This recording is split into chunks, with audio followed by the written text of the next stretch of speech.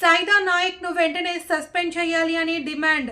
జిల్లా కార్యాలయంలో ITD APO పేరు చెప్పుకుంటూ తన ఇష్టారాజ్యంగా వ్యవహరిస్తున్న డీడీ లంబాడి హక్కుల పోరాట సమితి బోడా రమేష్ నాయక్. మహబూబాబాద్, తెలంగాణ రాష్ట్రం. ఈరోజు మహబూబాబాద్ జిల్లా కలెక్టర్ సమీకృత కార్యాలయంలో జిల్లా గిరిజన సంక్షేమ శాఖ కార్యాలయంలో జిల్లా అధికారి అయిన సైదా నాయక్ని గిరిజన ఐక్య సంఘాల నాయకులు కలిసి సందర్భంగా జిల్లా అధ్యక్షులు బోడా రమేష్ నాయక్ మాట్లాడుతూ, ఒక జిల్లా అధికారి సంబంధం లేకుండా, అతని ప్రమేయం లేకుండా ఒక అవుట్సోర్సింగ్ ఉద్యోగి ఏ విధంగా తన జిల్లా కార్యాలయంలో పనిచేస్తున్నాడో, అతనికి జిల్లా అధికారి సైదా నాయక్ ఏ విధంగా సహకరిస్తున్నాడో సమాధానం చెప్పాలి. ఈ విధంగా గత 10 సంవత్సరాల నుండి అవినీతి అక్రమాలకు పాల్పడుతున్న అవుట్సోర్సింగ్ ఉద్యోగి జిల్లా అధికారి ప్రమేయం లేకుండా జిల్లా కార్యాలయంలో ఏ విధంగా పనిచేస్తాడు, సాధారణ ట్రాన్స్ఫర్లలో ఏ జిల్లా స్థాయి అధికారి కానీ జిల్లాలో పనిచేస్తున్నటువంటి ఉద్యోగులు కానీ తనకు ట్రాన్స్ఫర్ అయిన ప్రదేశానికి వెళ్ళిపోయారు. కానీ అవినీతి అక్రమాలకు పాల్పడుతున్న అధికారి జిల్లా కార్యాలయాన్ని వదిలిపెట్టకపోవడం ఆంతర్యం ఏముంది అని ప్రశ్నించారు. అవినీతి అక్రమాలకు పాల్పడ్డ ఓ అవుట్సోర్సింగ్ ఉద్యోగి ట్రాన్స్ఫర్ అయి కూడా వెళ్లకుండా దౌర్జన్యంగా జిల్లా కార్యాలయంలో పనిచేస్తున్న ఉద్యోగిపై డీడీ సైదా నాయక్కు కంప్లైంట్ చేయడానికి వెళ్తే జిల్లా అధికారి ఒకే లంబాడి సామాజిక కులానికి చెందిన వ్యక్తులు, మీరేమైనా ఉంటే మాట్లాడుకోమని ఉచిత సలహాలు ఇస్తున్నాడు.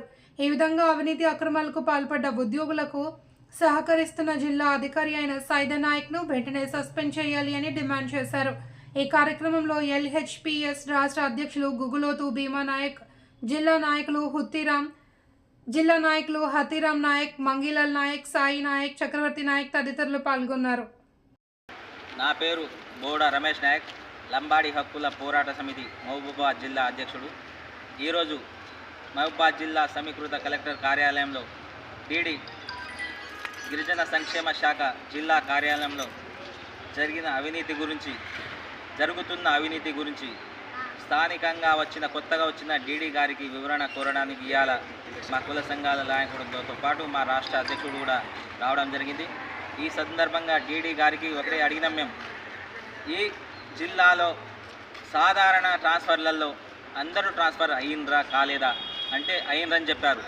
కానీ ఒక వ్యక్తి గత 10 సంవత్సరాల నుండి ఇదే జిల్లా కార్యాలయంలో అవుట్సోర్సింగ్ ఉద్యోగి 10 సంవత్సరాలుగా తిష్ట వేసుకొని అయినా కూడా ఆయనకు ట్రాన్స్ఫర్ జరిగినా కూడా ఈరోజు ఈ జిల్లా కార్యాలయాన్ని వదిలిపెట్టకుండా ఉండి ఈ కార్యాలయంలో పనిచేస్తున్నాడు.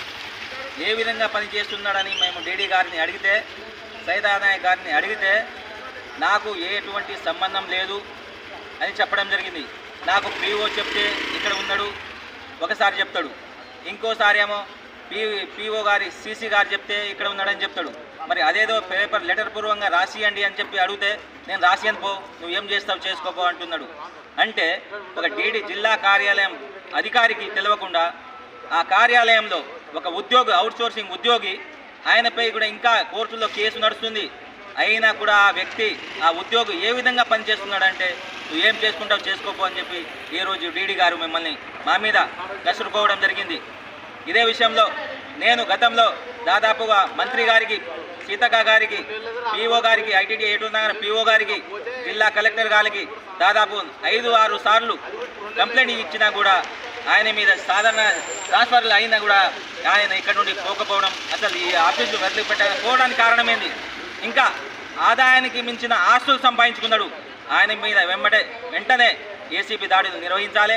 అదేవిధంగా నాపైన నిన్న నాపైన తప్పుడు కేసు పెట్టడం జరిగింది. ఎందుకంటే నేను ఆయనకు డబ్బులు వసూలు చేస్తున్నానని బెదిరిస్తున్నాడ. నన్ను స్థానిక సిఐ గారు పిలిపించి నన్ను వివరణ కోరగా నేను చెప్పాను, సార్ నా మీద ఎటువంటి అభాండాలున్నా ఏమన్నా నిరూపిస్తే నేను జైలుకు పోవడానికి సిద్ధం అని చెప్పాను.